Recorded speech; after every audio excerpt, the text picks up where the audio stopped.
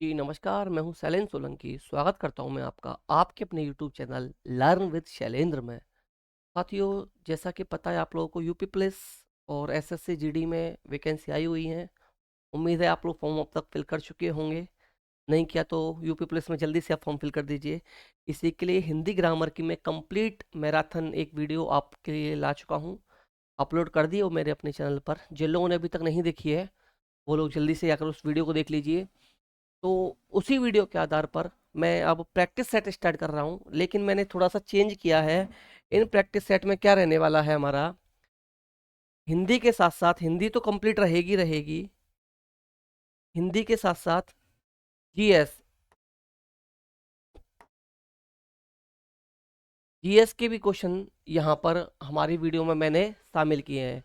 तो इस वीडियो में 50 क्वेश्चन रहने वाले हैं, जिसमें आपका हिंदी जीएस में आपका मैंने करंट अफेयर शामिल किया है। 10 क्वेश्चन आपके करंट अफेयर से भी रहेंगे, 10 क्वेश्चन आपके जीएस से रहेंगे, जिसमें सभी टॉपिक्स को कवर किया गया। स्टैटिक जीके का भी क्वेश्चन रहेगा, साइंस से भी एक दो क्वेश्चन रहेंगे। हर टॉपिक से एक एक क्वेश्चन आपका कवर किया गया है।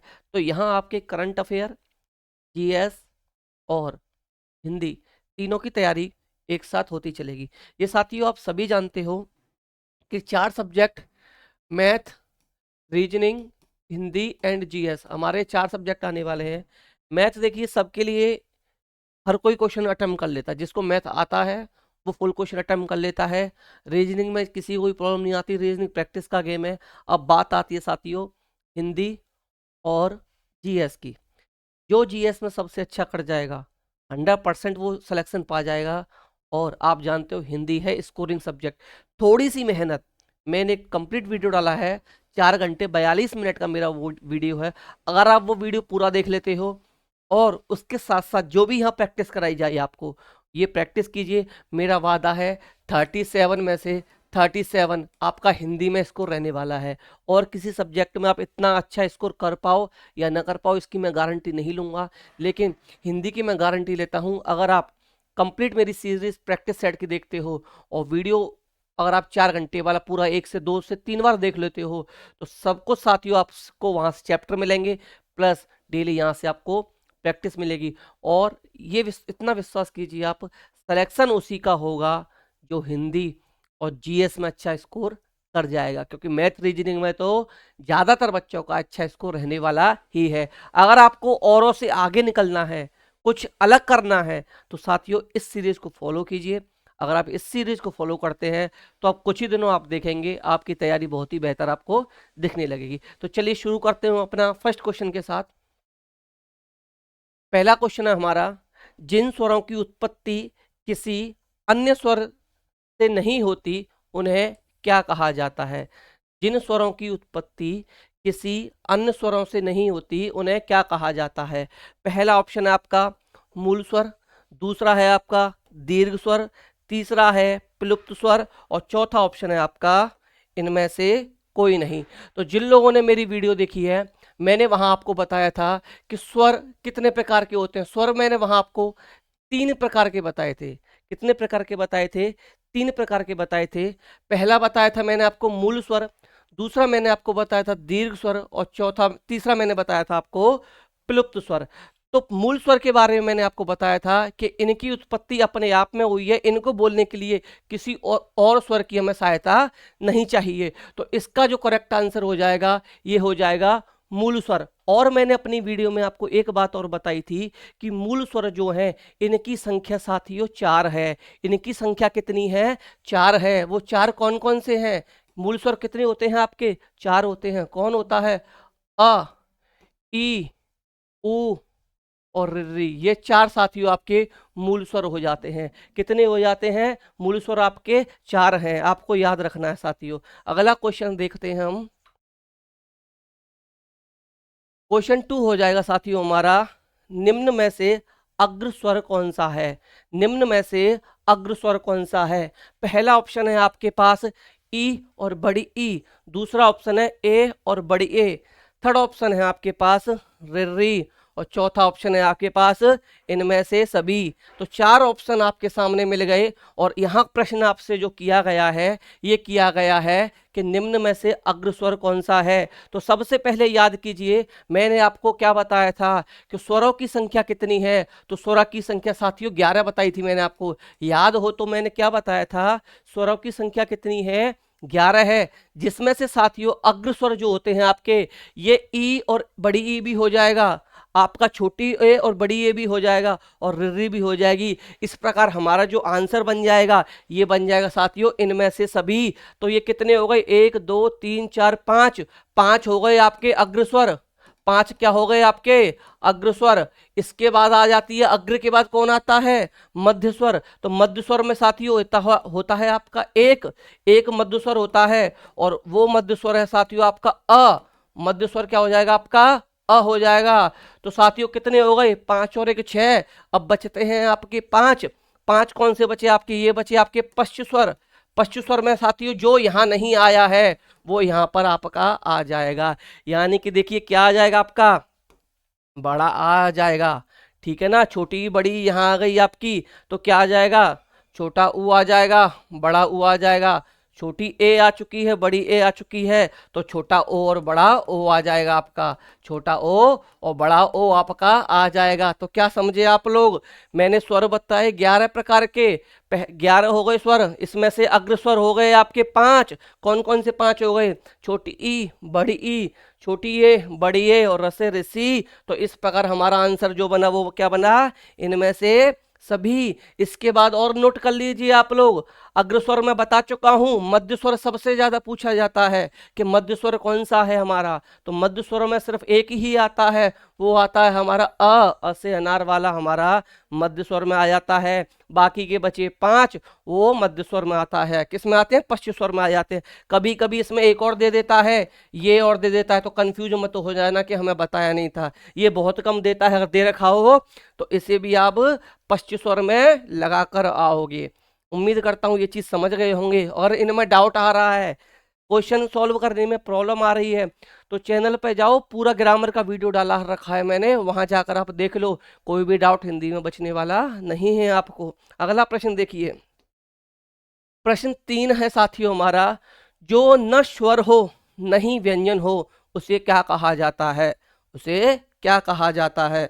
न तो वो आपका स्वर हो और नहीं व्यंजन हो। तो ऑप्शन दे रखे हैं आपको, आयोगवाह, वर्णमाला, वर्ड, या इनमें से कोई नहीं। 4 ऑप्शन दे रखे हैं, जो न तो स्वर हो ना ही व्यंजन हो, तो वो क्या कहा जाता है। तो साथियों जो न स्वर है ना ही व्यंजन है, उसे कहा जाता है आयोगवाह। क्या कहा जाता है उसे, आयोगवाह। और आयोगवाह साथियों 2 प्रकार का होता है, इसमें आ जाता है आपकी छोटी अंग और बड़ी अंग। साथियों इसमें क्या आ जाते हैं, 2 आ जाते। तो आंसर क्या बना आपका, आयोगवाह बन गया। अब साथियों वर्णमाला क्या होती है, वर्णमाला मैंने वीडियो में आपको बताया था, वर्णों के व्यवस्थित समूह को क्या कहा जाता है, वर्णमाला कहा जाता है। और वर्ण क्या है साथियों, भाषा की सबसे छोटी इकाई यानी ध्वनि को क्या कहते हैं, वर्ण कहते हैं। तो हमारा आंसर क्या बना, जो न तो स्वर है ना ही व्यंजन है, तो वो क्या है साथियों, वो है हमारा आयोगवाह। क्या है, आयोगवाह। और आयोगवाह 2 प्रकार का होता है, याद रखना है आपको। अगला प्रश्न हम देखते हैं, यहाँ पर चौथा प्रश्न आ गया हमारा, जिसका नाम है, जिसमें दे रखा है, पूछा गया है, आयोगवाह के प्रकार कौन कौन से हैं, कौन कौन से आयोगवाह के प्रकार हैं। तो इससे पिछले वाले प्रश्न में मैंने आपसे प्रश्न किया था कि जो न स्वर है न व्यंजन है वो क्या है, तो वो है साथियों आपका आयोगवाह। अगला प्रश्न आ गया है कि आयोगवाह कितने प्रकार के होते हैं।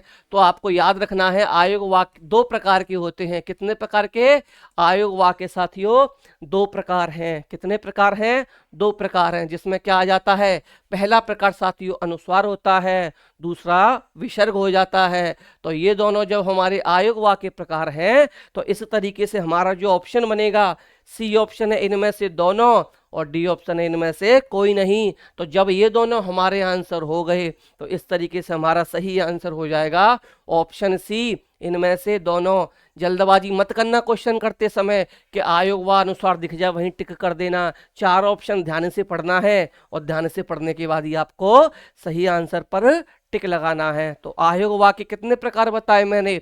दो प्रकार। कौन कौन से? अनुस्वार और विसर्ग। इसको याद आपको रखना है। अगला प्रश्न देखते हैं हम। अगला प्रश्न है साथियों, स्वर के निम्न में से प्रकार हैं, यानी निम्न में से स्वर के प्रकार कौन से हैं, आपको ये बताना है। पहला ऑप्शन दे रखा है मूल स्वर, दूसरा दे रखा है दीर्घ स्वर, तीसरा दे रखा है प्लुप्त स्वर, चौथा ऑप्शन दे रखा है इनमें से सभी। तो वीडियो जिन्होंने देखा हो, मैंने वहां बताया था कि स्वर के कितने प्रकार बताए थे। मैंने स्वर के वहां आपको 3 प्रकार बताए थे। कितने प्रकार बताए थे? 3 प्रकार बताए थे। और तीनों प्रकार में मैंने ये तीनों प्रकार लिखे थे कि मूल स्वर, दीर्घ स्वर और प्लुप्त स्वर। तो इस तरीके से हमारा आंसर बन जाएगा ऑप्शन डी। मूल स्वर में मैंने क्या बताया था कि मूल स्वर होते हैं आपके 4। मूल स्वर कितने बताए थे मैंने? मूल स्वर होते हैं आपके 4। दीर्घ स्वर मैंने बताए थे आपके 7। तो टोटल स्वर बताए थे मैंने 11। तो यानी कि टोटल स्वर पूछा जाए तो 11।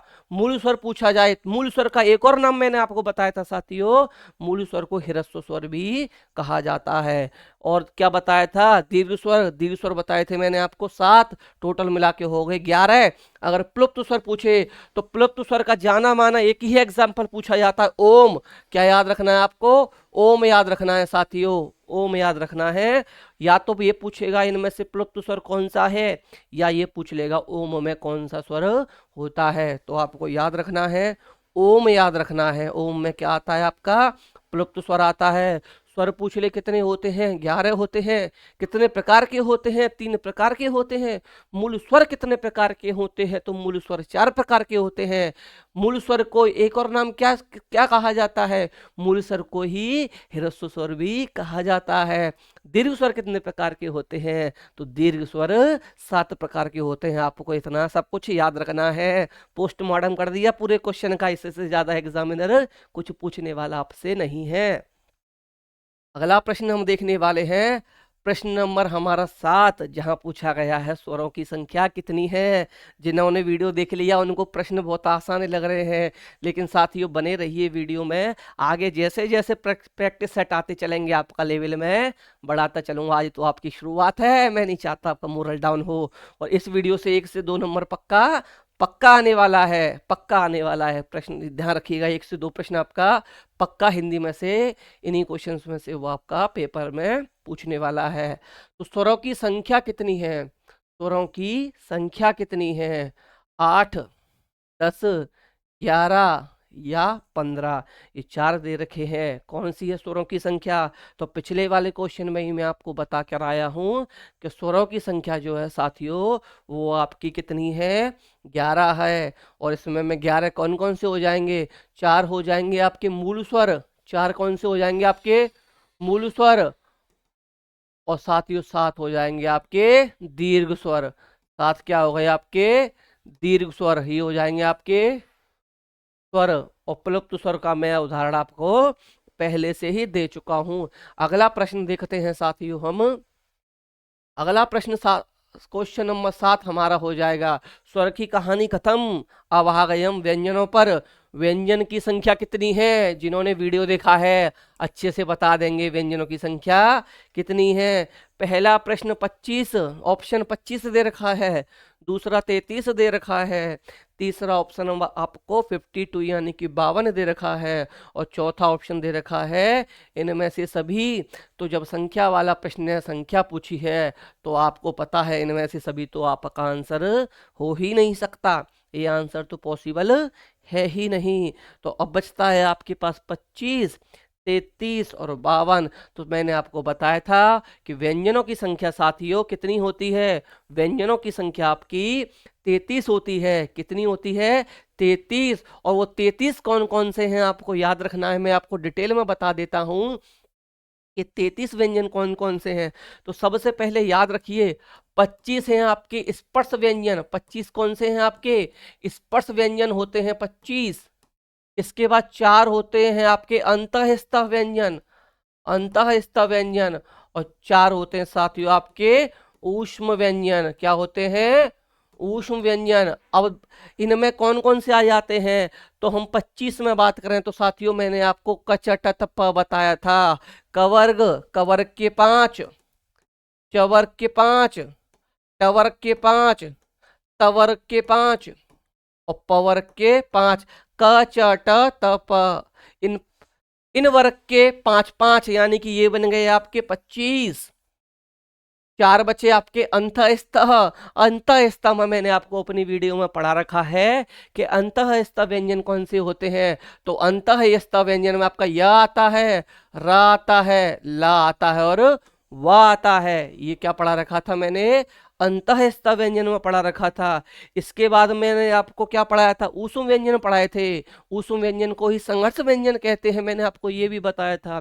तो ऊष्म व्यंजनों की संख्या कितनी है, 4 है। तो ये 4 कौन कौन से हैं, श है, ये स है और ये स है और हमारा ह है। श श श ह, ये किस में आ जाएंगे, हमारा ऊष्म व्यंजन में आ जाएंगे।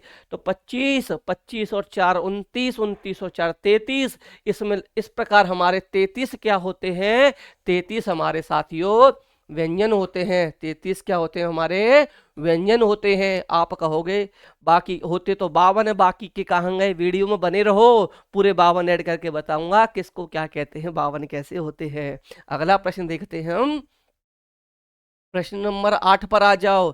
स्पर्श व्यंजनों की संख्या कितनी है, स्पर्श व्यंजनों की संख्या पूछी गई है 25, पहला ऑप्शन।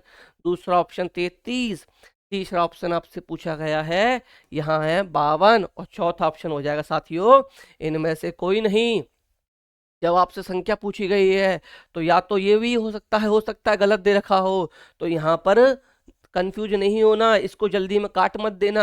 अगर इनमें से सभी होता, यहाँ प्रश्न ऑप्शन में सभी दे रखा होता तो हम काट देते, लेकिन इनमें से कोई नहीं दिया गया है, क्योंकि हो सकता है तीनों में से हमारा कोई आंसर गलत हो, तो इसलिए हमें जल्दबाजी में इसको काट नहीं देना है। हमें एक एक प्रश्न ध्यान से करना है, क्योंकि एक प्रश्न साथियों में यूपी पुलिस में दिलाएगा 2 नंबर और एसएससी जीडी में दिलाएगा 1 नंबर, और 2 नंबर हमारे सही करने का मतलब है हम 1 से 2 लाख बच्चों से आगे हो गए और हमारी वर्दी हो गई पक्की।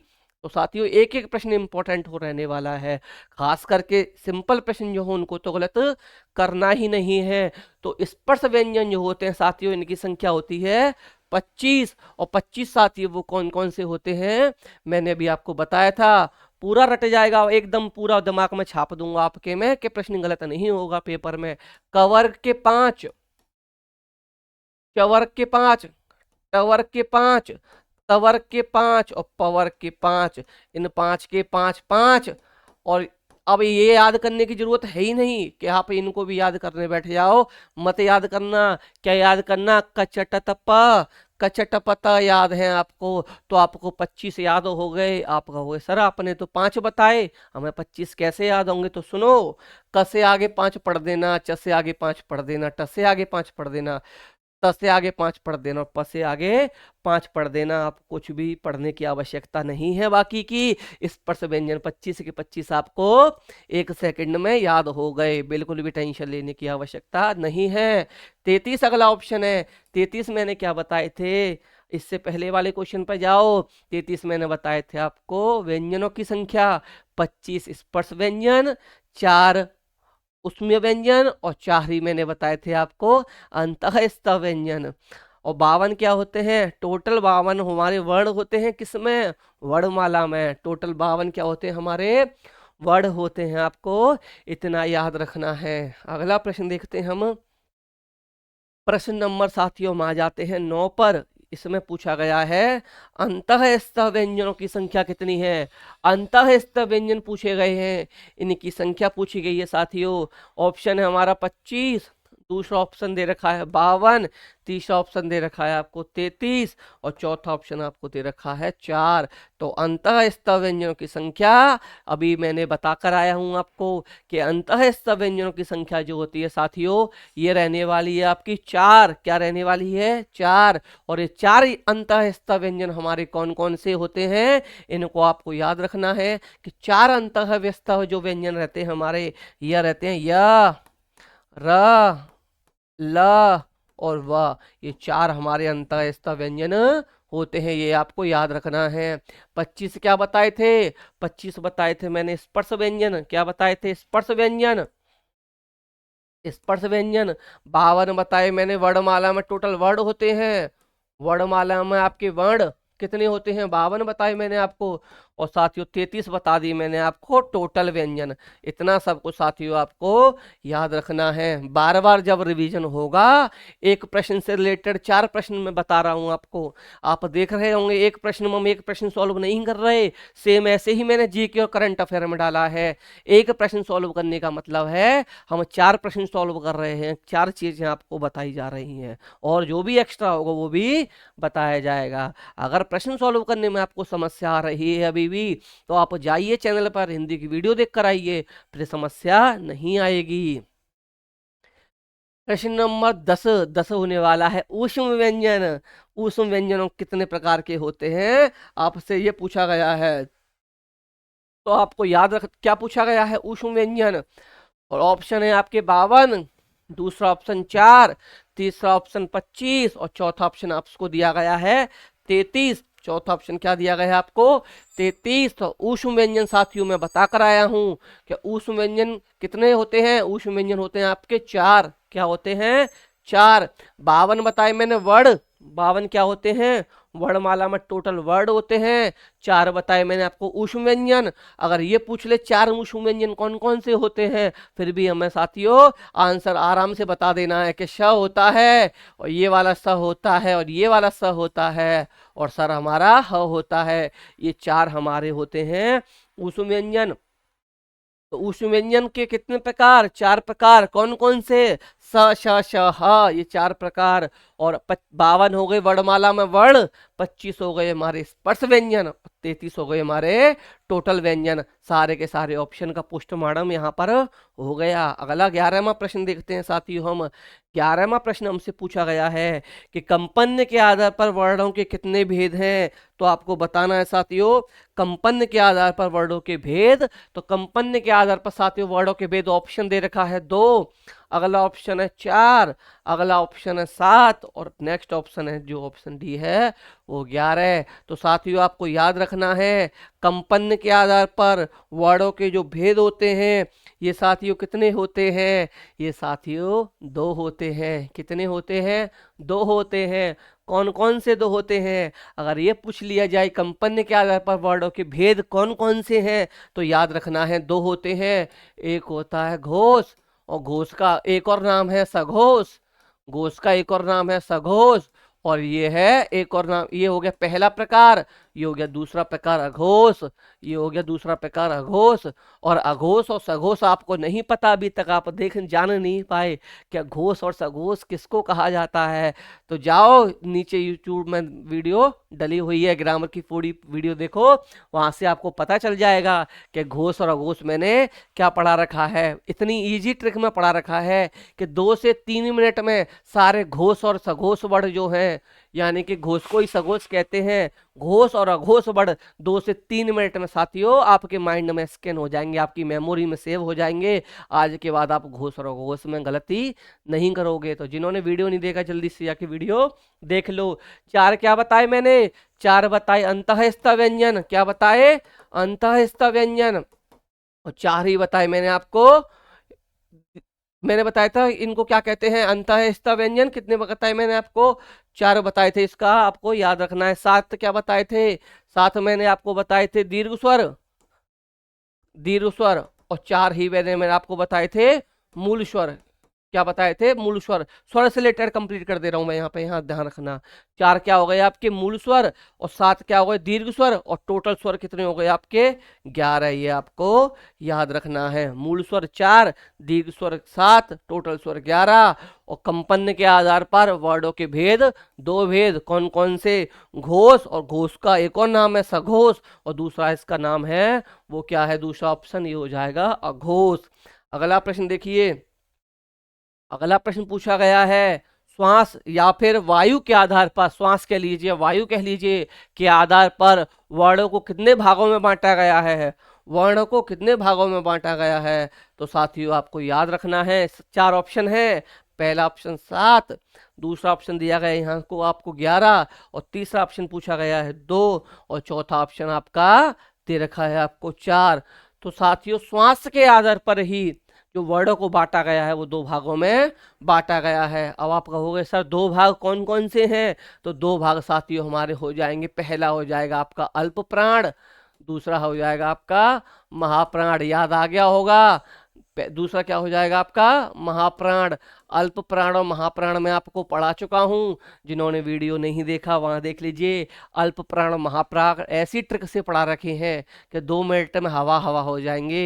एक भी प्रश्न आपका अल्प प्राण महाप्राण से गलत नहीं जाएगा। कमेंट में बताओ 7 क्या बताए, 11 क्या बताए और 4 क्या बताए।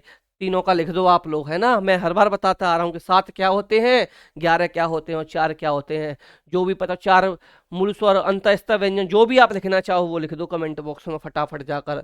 अगला प्रश्न देखिए 13, कहीं नहीं मिलेगा ऐसा प्रश्न देखने के लिए आपको। और मोस्ट इंपॉर्टेंट क्वेश्चन कहूंगा, मोस्ट इंपॉर्टेंट कहूंगा मैं इसको। हो सकता है आपका डायरेक्ट यहीं से आ जाए। मैं कह तो रहा हूं मैंने वो प्रश्न शामिल किए हैं जो एग्जाम में जिनका रेशियो ज्यादातर आने का रहा है। क्या पूछा गया है, लुंठित व्यंजन। लुंठित व्यंजन पूछा गया है साथियों आपको कि लुंठित व्यंजन कौन सा होता है। पहला दे रखा है ल, दूसरा दे रखा है र, तीसरा दे रखा है ग और चौथा दे रखा है फ। फटाफट से जाओ और कमेंट करो लुंठित व्यंजन कौन सा है। 10 सेकंड मैंने आपको दिए, बताओ, सोचो सोचो सोचो कौन सा होता है लुंठित व्यंजन। चलिए टाइम आपका समय खत्म हुआ। लुंठित व्यंजन होता है साथियों हमारा र। कौन सा होता है, र होता है। लुंठित क्या होता है, र। अब बात कर लेते हैं ल। ल क्या होता है, ल हमारा पार्श्विक व्यंजन होता है। ल क्या होता है साथियों, ल हमारा पार्श्विक व्यंजन होता है। ग, ग क्या होता है साथियों, क के वर्ग में तीसरा नंबर का हो जाएगा क। ख, ग, क वर्ग में आएगा आपका ग और फ किस में आ जाएगा, प वर्ग में आएगा आपका फ। प किस में आएगा, प वर्ग में आएगा। ग किस में आएगा, क वर्ग में आएगा। लुंठित हो जाएगा आपका र और ल हो जाएगा आपका पार्श्विक। ल क्या हो जाएगा, पार्श्विक हो जाएगा। अगला प्रश्न देखिए, पार्श्विक व्यंजन पूछा गया है। क्या पूछा गया है आपसे, पार्श्विक व्यंजन पूछा गया है। तो अगले वाले में क्या बता कर आया था मैं ल के बारे में कि ल क्या होता है आपका पार्श्विक व्यंजन होता है। क्या होता है, पार्श्विक होता है। वहीं ल क्या होता है, लुंठित होता है। ल क्या होता है, लुंठित होता है। क क्या है, क वर्ग में आता है। क वर्ग में, क क्या होगा, क वर्ग में आएगा। और ठ क्या होगा, ट वर्ग में आएगा। ठ क्या होगा आपका, ट वर्ग में आ जाएगा। आपको इतना सब कुछ याद रखना है। अगला प्रश्न देखिए आप लोग, प्रश्न नंबर 15, संघर्षहीन व्यंजन या अर्धस्वर व्यंजन किसे कहा जाता है। संघर्षहीन या अर्धस्वर व्यंजन किसे कहा जाता है साथियों, आपको इतना बताना है। पहला ऑप्शन दे रखा है य और व, दूसरा ऑप्शन दे रखा है क और ख, थर्ड ऑप्शन दे रखा है र और ल, चौथा ऑप्शन दे रखा है इनमें से कोई नहीं।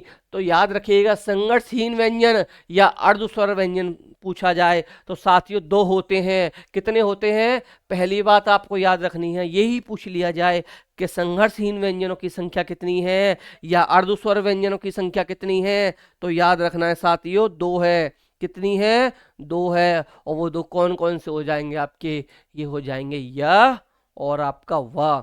या और वह क्या हो जाएंगे आपके, संघर्षहीन व्यंजन हो जाएंगे, अर्धस्वर व्यंजन हो जाएंगे। क और ख की बात करें तो यह आ जाएगा क वर्ग में। र की बात करें, र क्या बताया था, र बताया था मैंने लुंठित।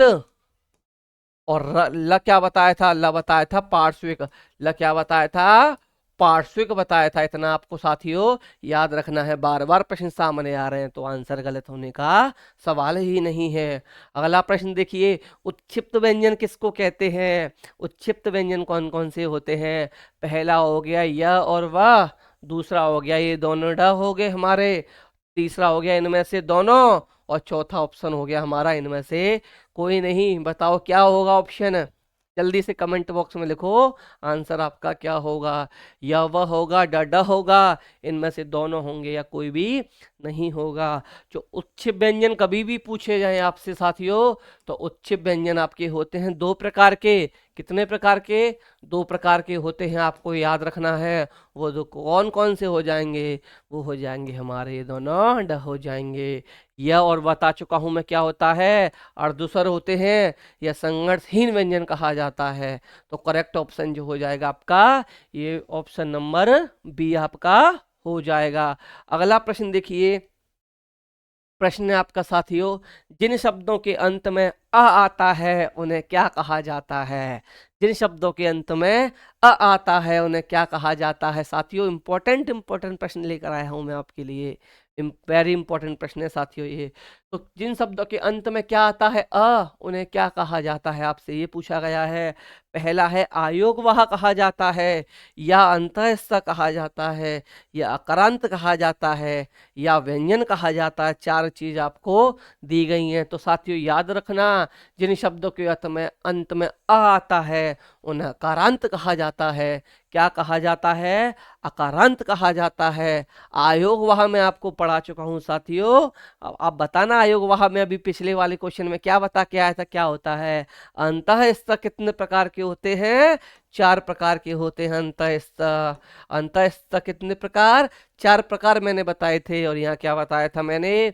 या, रा, ला और वा, ये 4 प्रकार मैंने अंतःस्थ व्यंजन के आपको बताए थे। व्यंजनों आप बता चुका हूं, व्यंजन 33 प्रकार के होते हैं। अगला प्रश्न देखिए, प्रश्न नंबर 18, भाषा की सबसे छोटी इकाई क्या है? भाषा की सबसे छोटी इकाई क्या है? यहाँ दे रखा है स्वर, दूसरा ऑप्शन व्यंजन, तीसरा अक्षर वर्ण और चौथा दे रखा है वाक्य। तो साथियों भाषा की सबसे छोटी इकाई, मैं वीडियो में सबसे पहला मेरा क्वेश्चन ही यही था कि भाषा के सबसे छोटी इकाई, देखिए अक्षर यहाँ वर्ण दे रखा है, लेकिन ध्वनि दे रखी हो तो ध्वनि भी आप सही कर देना। ध्वनि भी क्या कर देना, आप सही कर देना। ध्वनि आ जाए ध्वनि कर देना, अक्षर आ जाए अक्षर कर देना, वर्ण पूछा जाए वर्ण कर देना। ये भाषा की सबसे छोटी इकाई होते हैं। अगला प्रश्न देखिए, हमारा प्रश्न नंबर 19, ए और ए वर्ड क्या है? छोटी ए और बड़ी ए वर्ड क्या है? बताइए, छोटी ए और बड़ी ए वर्ड क्या है? तो छोटी, पहला ऑप्शन आयोगवाह है क्या, या लुंठित है, या कंठ तालव्य है, या पार्श्विक है? 4 ऑप्शन दे रखे हैं। तो साथियों छोटी ए और बड़ी ए हमारी हो जाएंगी कंठ तालव्य। क्या हो जाएंगी? कंठ तालव्य हो जाएंगी, क्योंकि आयोग वो पढ़ा कर आ चुका हूं। लुंठित अभी पढ़ा कर आया था कि लुंठित में र आएगा, कंठ तालब में छोटी और बड़ी ये आ गई। पार्श्विक इससे पिछले वाले क्वेश्चन में पढ़ा के आया था कि पार्श्विक में ला आएगा। पार्श्विक में आपका क्या आएगा? ला आएगा। 4 ऑप्शंस का पोस्टमार्टम हो चुका है यहाँ पर। अगला प्रश्न देखिए, प्रश्न नंबर दंतोष्ट व्यंजन में क्या आएगा? सोती बताइए साथियों, दंतोष्ट व्यंजन में क्या आएगा? क्या पूछा गया है आपसे? दंतोष्ट व्यंजन पूछा गया है। और दंतोष्ट व्यंजन में आपको 4 ऑप्शन दे रखे हैं। पहला है ल, दूसरा है व, तीसरा है र और चौथा ऑप्शन दे रखा है आपको क। तो दंतोष्ट में हमारा जो आता है साथियों, ये आ जाएगा व। क्या आ जाएगा? वह हमारा क्या होता है? दंतोष्ट होता है। अगर पूछा है कि दंतोष्ट व्यंजन कितने होते हैं, तो याद रखना हमारी वर्णमाला में टोटल कितने वर्ड हैं? टोटल हमारे वर्ड हो जाएंगे आपके 52। इनमें से साथियों दंतोष्ट सिर्फ एक ही वर्ड है, और वो वर्ड कौन सा है? वो वर्ड आपका व रहने वाला है। आपको याद रखना है वर्ड कौन सा है, वो वह है। और साथियों ल क्या बताया था? ल पार्श्विक बताया था। र क्या बताया था? र लुंठित बताया था। क्या क्या होता है साथियों? क पहले वर्ग का, क क्या होता है? क वर्ग का पहला ही हमारा व्यंजन होता है। इतना सब कुछ मैंने बता दिया। अगला प्रश्न देखिए, क और श के योग से क्या बनता है? क और श के योग से क्या बनता है, ये आपसे पूछा गया है। पहला साथियों यहाँ पर ऑप्शन दे रखा है आपको च, दूसरा दे रखा है छ, तीसरा दे रखा है ये छ और चौथा दे रखा है आपको ज। तो साथियों ये आधा आएगा, है ना, याद रखना। क और स से मेले से पूछे तो साथियों ये क्या बन जाएगा आपका, ये आपका छ बन जाएगा। और छ किस में आता है, छ मैंने पढ़ा रखा है साथियों, छ आता है आपका संयुक्त व्यंजन में। किस में आता है, संयुक्त व्यंजन में आता है। और संयुक्त व्यंजन कितने प्रकार के होते हैं साथियों, मैंने आपको पढ़ा रखे हैं। संयुक्त व्यंजन आपके 4 प्रकार पढ़ा रखे हैं। किस में पढ़ा रखे हैं, मैंने आपको अपनी जो मैराथन दी है अभी 2 दिन पहले, उस मैराथन में आपको संयुक्त व्यंजन जो मैंने बताए थे उसके 4 प्रकार बताए थे। कमेंट में बताइएगा जिन्होंने वीडियो देखा है कि वो 4 प्रकार मैंने कौन कौन से बताए थे। अगला प्रश्न, हिंदी शब्दकोश में छ का क्रम किस वर्ण के बाद आता है। हजारों एग्जाम में, अलग अलग एग्जाम में साथियों ये प्रश्न घुमा फिरा कर पूछ लिया जाता है। तो सीधा सा फंडा याद रखना है, छ जो आएगा ये छ क्या होता है सबसे पहले याद रखना है। छ क्या होता है साथियों, छ संयुक्त व्यंजन होता है। कौन सा व्यंजन, संयुक्त व्यंजन होता है। और छ साथियों, छ का जो क्रम आता है वो क के बाद आता है, याद रखना। क्योंकि क और श मिला के बनता है आपका छ। छ कैसे बनता है साथियों, क प्लस श बना के बनता है आपका छ। क्या बनता है, छ बनता है। तो साथियों छ का जो क्रम है वो क्या है, वो क के बाद आएगा। इतना आपको याद रखना है, क्या होगा, क के बाद आएगा। अगला देखिए, वर्णमाला किसे कहते हैं। वर्णमाला किसे कहते हैं, 4 ऑप्शन आपको दिए गए हैं। शब्द समूह को कहते हैं वर्णमाला, या वर्णों के व्यवस्थित समूह को कहा जाता है, या वर्णों के समूह को कहा जाता है, या शब्द गणना को वर्णमाला कहा जाता है। तो साथियों वीडियो में मैंने क्या बताया था आपको, याद करो जिन्होंने वीडियो देखा है। वर्णमाला किसे कहा जाता है, अ लिखा है, बड़ा आ लिखा है, बड़ी ई लिखी है, अंग लिखी है, ग लिखा है और ज्ञा लिखा है। क्या ये वर्णमाला हो जाएगा, बताओ ये वर्णमाला हो जाएगा। गलत, नहीं होगा, नहीं होगा, क्योंकि मैंने क्या बताया था, शब्द समूह को नहीं कहेंगे, शब्द गणना को नहीं कहेंगे, वर्णों के समूह को कहेंगे, नहीं कहेंगे। गलत हो गया ये भी। मैंने क्या बताया था वर्णमाला किसे कहा जाता है, वर्णों के व्यवस्थित समूह को। याद रखना साथियों, व्यवस्थित, व्यवस्थित शब्द आपको याद रखना है। व्यवस्थित जहां जाएगा, व्यवस्थित समूह जो होगा साथियों, उसी को वर्णमाला कहा जाएगा। उसी को क्या कहा जाएगा, वर्णमाला कहा जाएगा। आपको इतना याद रखना है। वर्णमाला किसे कहते हैं, याद, वर्णों के व्यवस्थित समूह को ही वर्णमाला कहते हैं।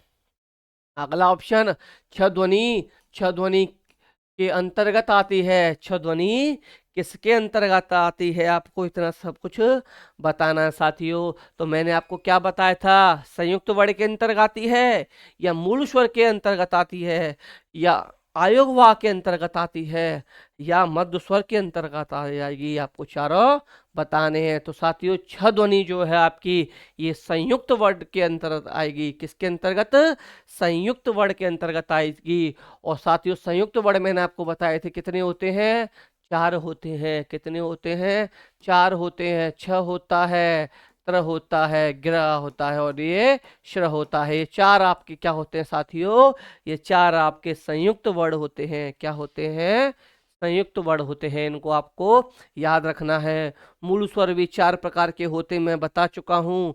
आयोग वहां मैं आपको पढ़ा चुका हूँ। मध्य स्वर में आपको बता चुका हूँ। कोई भी ऑप्शन ऐसा नहीं छोड़ा जो आपको बताया नहीं गया हो। अगला प्रश्न देखिए, मैं देखिए 2 चैप्टर कवर हो गए यहाँ पर, वर्णमाला वाला हो गया और एक हो गया साथियों यहाँ पर विराम चिन्ह वाला।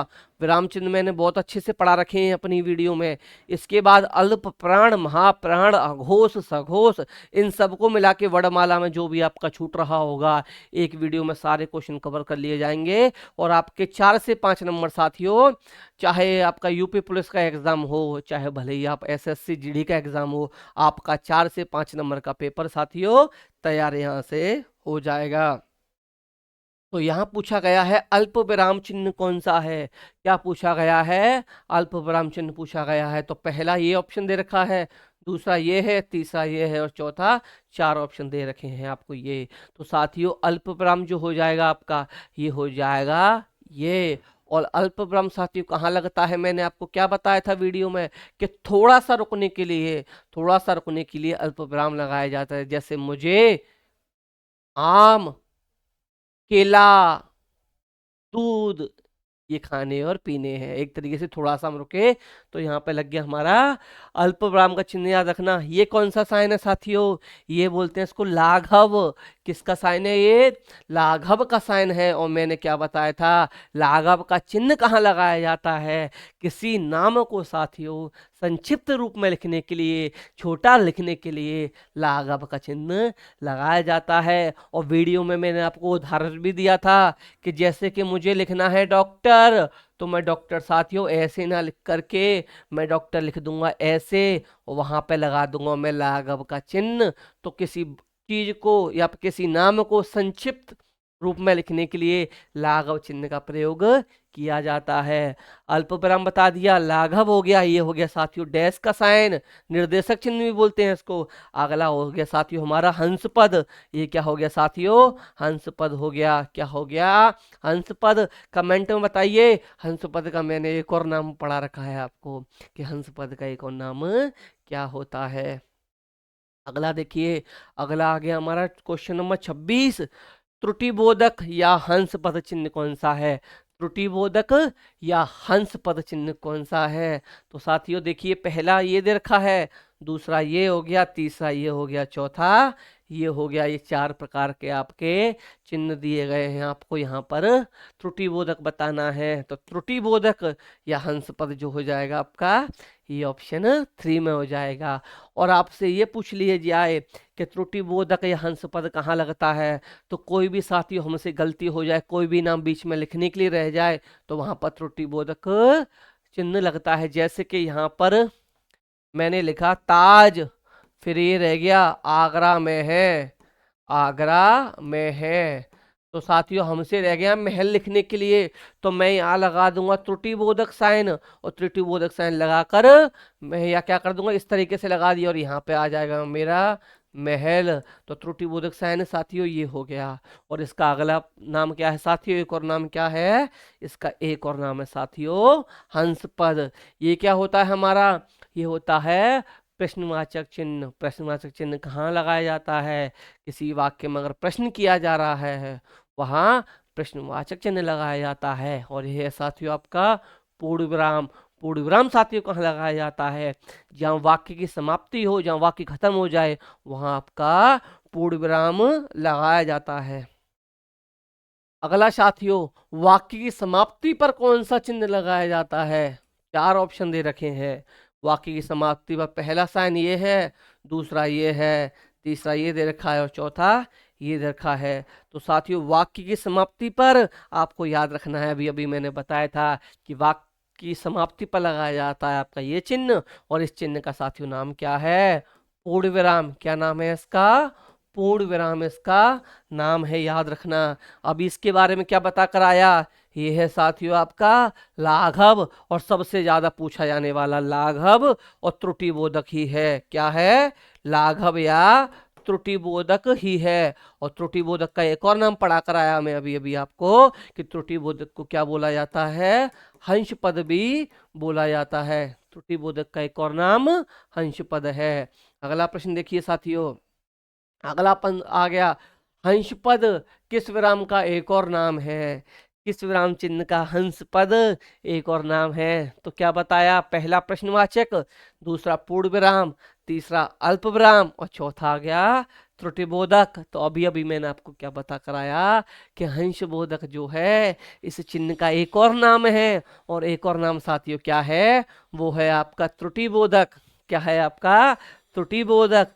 प्रश्नवाचक चिन्ह होता है साथियों आपका ये, और ये कहाँ लगता है, जहां वाक्य में प्रश्न किया जाए। पूर्ण विराम का साथियों चिन्ह होता है ये, और पूर्ण विराम कहाँ लगता है, जहां वाक्य की समाप्ति होती है वहां पर पूर्ण विराम लगता है। अल्प विराम में बता दिया, ये अल्प विराम का चिन्ह होता है साथियों ये, जहां हमें थोड़े समय के लिए, कुछ समय के लिए रुकना हो वहां अल्प विराम लगता है। अगला है हमारा त्रुटिबोधक। त्रुटिबोधक का मैंने एग्जांपल अभी दिया था, त्रुटिबोधक का साइन होता है ये, और त्रुटिबोधक का एक और नाम मैंने आपको बता दिया, इसका एक और नाम हंस पद होता है। अगला प्रश्न देखिए, श्री कामता प्रसाद गुरु जी के अनुसार विराम चिन्हों की संख्या कितनी है? अच्छे अच्छे आपने वीडियो देख लिए होंगे, इस टाइप का प्रश्न आपको देखने को नहीं मिलेगा। कामता प्रसाद गुरु जी ने क्या किया है, विराम चिन्हों की संख्या कितनी बताई है? मैंने इनके बारे में एक चीज बताई थी कि ये सभी चिन्हों को किस भाषा से संबंधित करते हैं। तो किस भाषा से करते हैं साथियों? अंग्रेजी से करते हैं। किससे करते हैं? अंग्रेजी से। और एक चिन्ह को छोड़कर करते हैं। कौन से चिन्ह को छोड़कर साथियों? तो किस चिन्ह को छोड़ देते हैं? पूर्ण विराम को छोड़कर। पूर्ण विराम को छोड़कर बाकी के चिन्हों को कहां से लिया हुआ मानते हैं ये? बाकी के चिन्हों को ये अंग्रेजी भाषा से लिया हुआ मानते हैं। और कामता प्रसाद गुरु जी के अनुसार साथियों जो हमारे विराम चिन्हों की संख्या है वो है हमारी 20। वो क्या हो जाएगी? हमारी 20 हमारी संख्या हो जाएगी। अगला ऑप्शन देखिए, अगला ऑप्शन देखिए साथियों, संक्षिप्त रूप दिखाने के लिए किस विराम चिन्ह का प्रयोग किया जाता है? किसी नाम को हमें संक्षिप्त रूप में दिखाना है, संक्षिप्त रूप में लिखना है, छोटे रूप में लिखना है, तो उसके लिए कौन सा विराम चिन्ह आएगा? पहला दे रखा है ये वाला साइन, कमेंट में बताइए इसको क्या बोलते हैं। दूसरा ये वाला साइन, तीसरा आ गया आपका ये साइन, और चौथा ये साइन आ गया। चार साइन आपके यहाँ पर दे दिए साथियों। तो पहला हो जाएगा आपका प्रश्नवाचक, जिस प्रश्न में वाक्य किया जाए वहां प्रश्नवाचक चिन्ह लगाते हैं। दूसरा हो गया पूर्ण विराम, वाक्य की समाप्ति पर पूर्ण विराम लगाया जाता है। तीसरा हो गया साथियों लाघव चिन्ह। लाघव चिन्ह कहाँ लगाया जाता है? किसी को मैं छोटे रूप में लिखना हो, जैसे बताया था मैंने डॉक्टर, मैंने बताया था मोहम्मद, मैंने बताया था, है ना, ये दो ना मैंने दो आपको एग्जाम्पल दे दीजिए। माननीय लिख देते हैं ना, माननीय, माननीय सांसद महोदय, तो माननीय साथियों में शॉर्ट में ऐसे लिख देते हैं, आपको याद रखना है। ये क्या होता है? लाघव चिन्ह होता है। ये होता है आपका योजक चिन्ह। योजक चिन्ह कहाँ लगता है क्वेश्चन में? आप कमेंट बॉक्स में मुझे बताइएगा। तो इस प्रकार साथियों 30 हमारे हिंदी के प्रश्न यहाँ पर होते हैं कंप्लीट। 50 प्रश्न रहेंगे इसमें वीडियो में टोटल, जिसमें 30 हिंदी के, 10 करंट अफेयर के साथियों, और 10 शामिल किए गए जिसमें मैंने आपकी स्टैटिक जीके प्लस जीएस भी कवर की है साथियों। 50 प्रश्न इस प्रकार हमारे यहाँ पर रहने वाले हैं। सब कुछ साथियों एक वीडियो में कवर किया गया है, और लगातार इन प्रैक्टिस सेट्स को आप करते रहिएगा। आप देखेंगे कि आपका कॉन्फिडेंट एकदम हाई हो जाएगा। आप कहोगे मेरा तो स्कोर बहुत अच्छा रहने लगा है। तो देखते हैं साथियों, हम करंट अफेयर का हमारा पहला क्वेश्चन, टोटल प्रश्न हमारा जो है वो है 31वें नंबर का, और लेकिन करंट अफेयर का हमारा पहला क्वेश्चन हो जाएगा। तो क्वेश्चन 31 जो है साथियों, इसमें दिया गया है कि गुच्ची की पहली इंडियन ग्लोबल ब्रांड एम्बेसडर किसे बनाया गया? गुच्ची की पहली इंडियन ब्रांड एम्बेसडर साथियों किसे बनाया गया? तो आपको याद रखना है साथियों, गुच्ची की पहली जो ब्रांड एम्बेसडर पूछा गया है, तो पहला ऑप्शन दे रखा है साथियों प्रीति जिंटा, दूसरा ऑप्शन दे रखा है आपको यहाँ पर आलिया भट्ट काजोल, तीसरा ऑप्शन दे रखा है आपको यहाँ पर आलिया भट्ट, और चौथा दे रखा है माधुरी दीक्षित। तो साथियों याद रखना, गुच्ची की पहली इंडियन ग्लोबल ब्रांड एम्बेसडर जिसे बनाया गया साथियों वो है आपकी आलिया भट्ट। क्या है? आलिया भट्ट, जो हमारा रणबीर कपूर की इस समय पर मिसेज हैं। प्रीति जिंटा कौन है साथियों? आपको याद रखना है आईपीएल में किंग्स 11 पंजाब की जो मालकिन है वो कौन है? प्रीति जिंटा है। काजोल कौन है? काजोल साथियों हमारे अजय देवगन साहब की मिसेज हैं। और माधुरी दीक्षित बॉलीवुड की धक धक गर्ल, मशहूर डांसर, मशहूर एक्टर, सबसे अच्छी डांसर हमारी धक धक गर्ल वो कौन है? माधुरी दीक्षित। तो गुच्ची की पहली इंडियन ग्लोबल ब्रांड एम्बेसडर किसे बनाया गया है? आलिया भट्ट को बनाया गया है। आपको इतना याद रखना है, इतना याद रखना है। अगला प्रश्न देखते हैं। अगला प्रश्न साथियों हमारा हो जाएगा, अगला प्रश्न हमारा हो जाएगा, सेवलॉन इंडिया द्वारा दुनिया के पहले एम्बेसडर कौन है बने हैं? सेवलॉन इंडिया द्वारा दुनिया के पहले ब्रांड एम्बेसडर कौन बने हैं, ये आपको बताना है। 4 ऑप्शन है आपके सामने, गौतम गंभीर, दूसरा है महेंद्र सिंह धोनी, और तीसरा है साथियों सचिन तेंदुलकर, और चौथा है साथियों आपके सौरभ गांगुली। चारों महान क्रिकेटर साथियों हमारे देश के यहाँ पर हैं। इनमें से आपको बताना है कि दुनिया में पहला ब्रांड नेम द सेवलॉन ने किसे बनाया है। तो साथियों पहला है, तो साथियों आप याद रखिए ये चारों ही महान है अपने आप में, मैं किसी के बारे में नहीं बोलूंगा, लेकिन साथियों सब महान होते हैं, लेकिन फिर उनमें भी एक सर्वश्रेष्ठ होता है। तो सर्वश्रेष्ठ आप जानते हो साथियों कौन है? The God of cricket, Sachin Tendulkar. और सचिन तेंदुलकर के बारे में साथियों मैंने आपको बता रखा है, ये एकमात्र ऐसे क्रिकेटर हैं साथियों जिनको भारत रत्न अवार्ड दिया जा चुका है। क्या दिया जा चुका है? भारत रत्न अवार्ड दिया जा चुका है, ये आपको याद रखना है। गौतम गंभीर साथियों भारत के मशहूर ओपनर बैट्समैन, बहुत ही धुरंधर बल्लेबाज ये रह चुके हैं इंडिया की टीम के। महेंद्र सिंह धोनी, इनके बारे में साथियों मैंने आपको करंट अफेयर की वीडियो भी डाली थी 3 दिन पहले 4 दिन पहले। मैंने इनसे रिलेटेड मोस्ट इंपोर्टेंट क्वेश्चन बताया था, बहुत ही इंपॉर्टेंट क्वेश्चन है साथियों इनसे रिलेटेड। वो क्वेश्चन क्या है कि सचिन तेंदुलकर के बाद में एक और क्रिकेटर की जर्सी को बीसीसीआई ने रिटायर करने का फैसला किया है। तो साथियों अब तक 2 क्रिकेटर की जर्सी को बीसीसीआई रिटायर कर चुका है। वो 2 क्रिकेटर कौन कौन से हैं? पहले साथियों हमारे सचिन तेंदुलकर, और सचिन की साथियों जो जर्सी रिटायर की है बीसीसीआई ने उसका नंबर था साथियों 10, ये भी आपको याद रखना है। बीसीसीआई ने सचिन की जर्सी रिटायर की है, उसका नंबर क्या है? 10।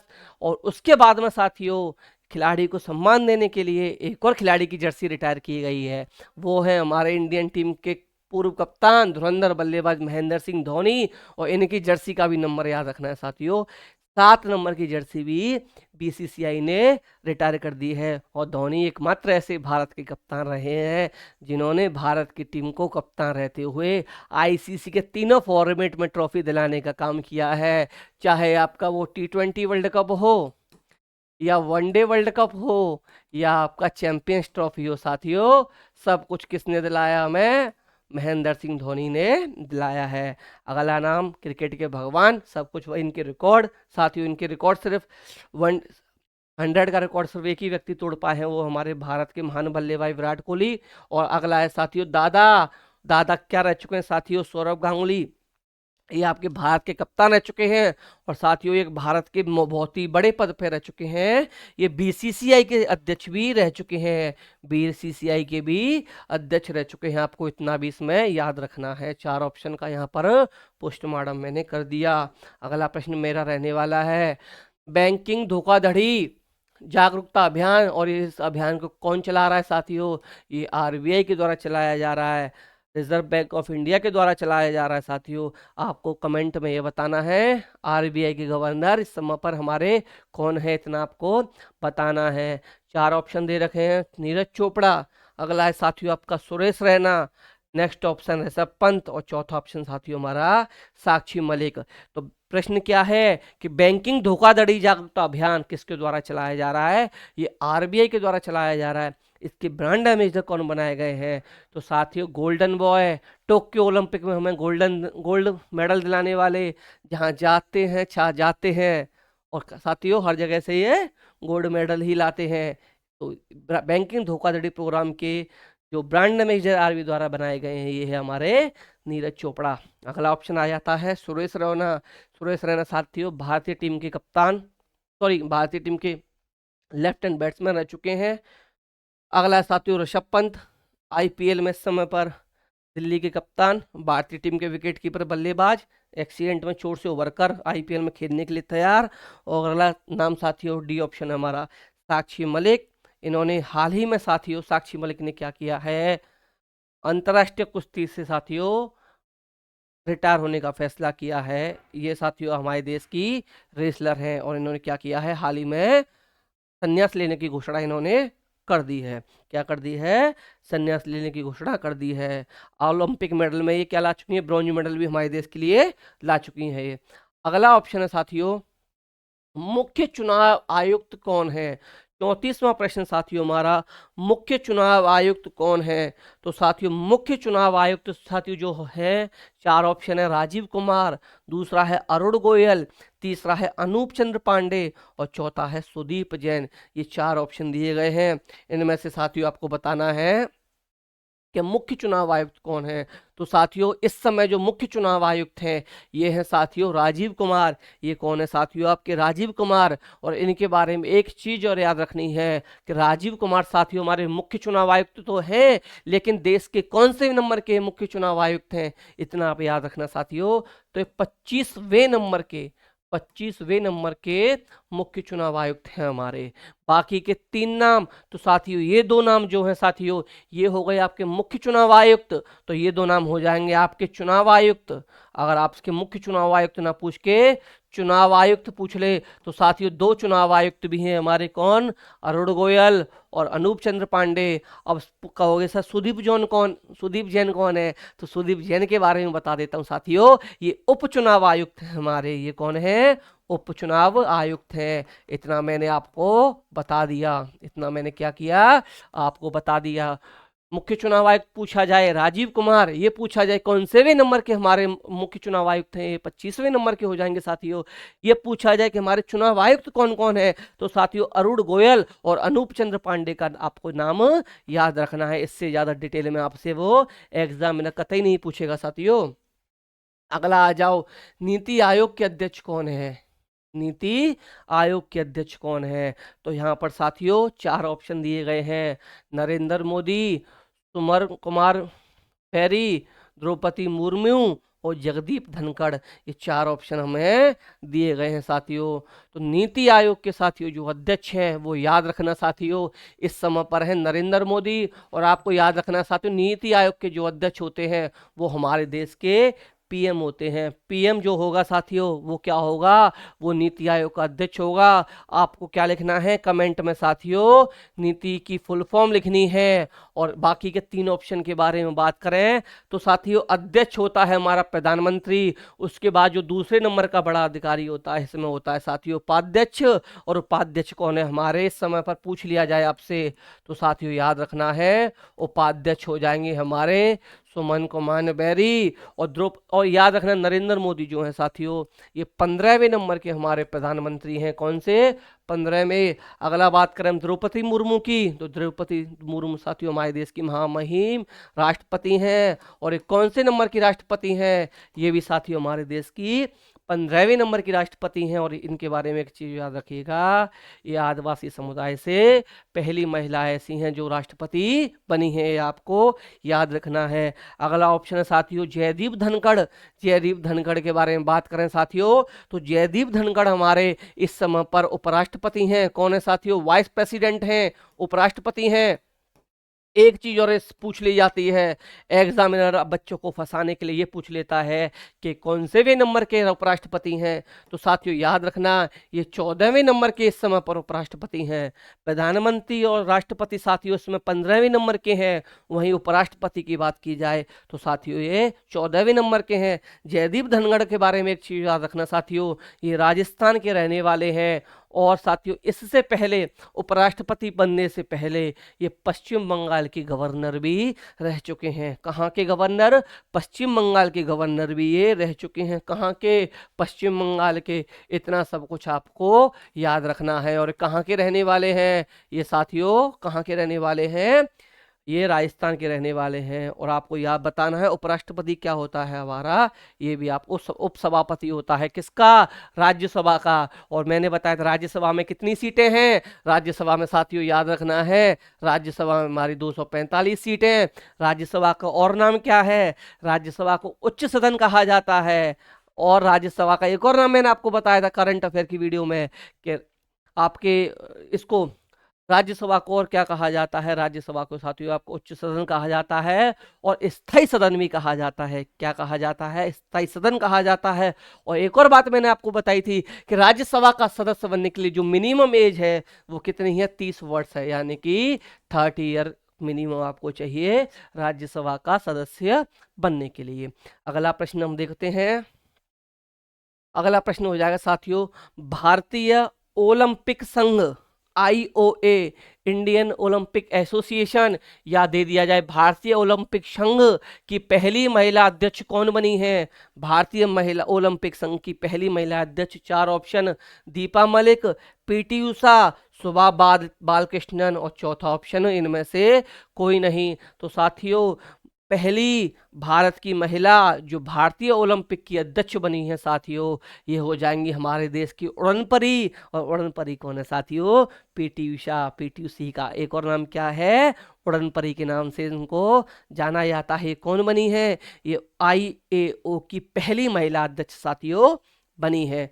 अगला प्रश्न हमारा हो जाएगा, विश्व मौसम विज्ञान संगठन की पहली महिला सचिव साथियों कौन बनी है?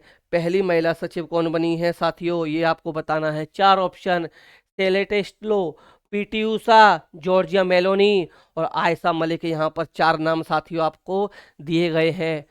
साथियों याद रखना, ज़्यादातर महिलाओं से क्वेश्चन पूछे जाते हैं आज के टाइम में, तो इसलिए मैंने इन प्रश्न को यहाँ पर शामिल किया है। तो विश्व मौसम विज्ञान संगठन की पहली महिला महासचिव, याद रखना साथियों, मोस्ट इंपॉर्टेंट क्वेश्चन हो जाएगा आपका ये। पहली महिला महासचिव जो बनी है साथियों, ये सेलेस्टे सेलो बनी है।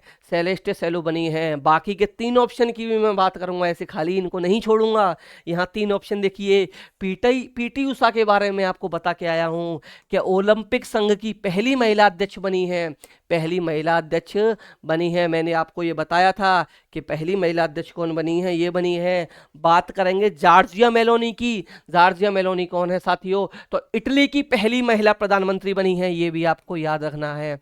इटली की फर्स्ट लेडी पीएम है, ये पहली महिला प्रधानमंत्री बनी है। पहली महिला पीएम कौन है हमारी, ये साथियों आपको याद रखना है। अगले बात करें साथियों, आयशा मलिक की बात करें। आयशा मलिक कौन है साथियों? ये साथियों पाकिस्तान की पहली महिला जज बनी है। पाक की पहली महिला जज, पाक की पहली महिला जज बनी है ये, पहली महिला जज, इतना आपको याद रखना है। 4 ऑप्शन का साथियों हमने पोस्टमार्टम कर दिया। सेलेस्टो सेलो क्या है? विश्व मौसम संगठन की पहले महिला सचिव हैं।